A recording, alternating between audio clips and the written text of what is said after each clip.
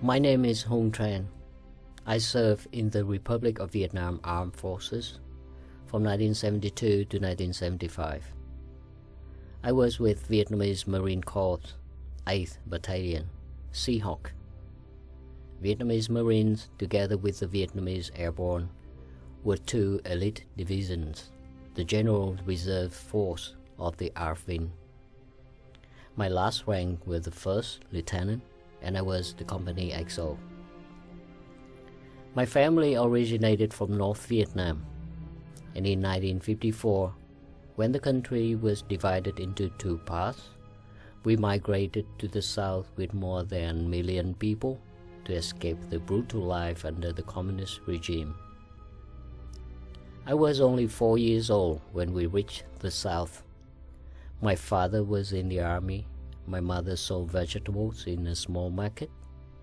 We worked hard to make ends meet, but I was allowed to go to school and even joined the Scouts. In 1959, the communists started sending their cadres into the south, and before long they escalated with regular units, opening the full-scale war in order to take the south by force.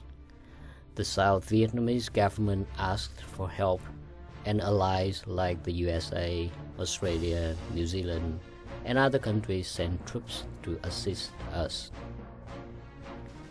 In 1972, I was called for service to become an infantry officer, and I volunteered to serve with the Vietnamese Marine Corps. I was 21, but many Marines joined when they were only 18.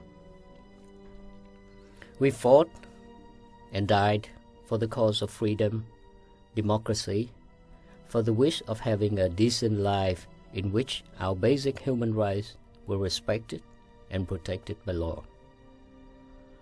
But on April 30th, 1975, the Republic of Vietnam fell under the advancing chains of the communist tanks. Like thousands of army officers and government officials, I had to spend nearly 7 years in various re-education or hard labor camps. And so did my father. Fortunately, my dad and I survived the camps, but not many did, and the families never received information from their loved ones. I returned to my family, but was not allowed to live a normal life. That was why, like millions of people, I decided to leave the country as a refugee, and luckily, I ended up being in Australia with a new life. For me, it is important for people to understand that we fought for freedom, and we never forget the ultimate sacrifice of 504 Australian soldiers who served their country in standing side by side with the people of the Republic of Vietnam. Lest we forget.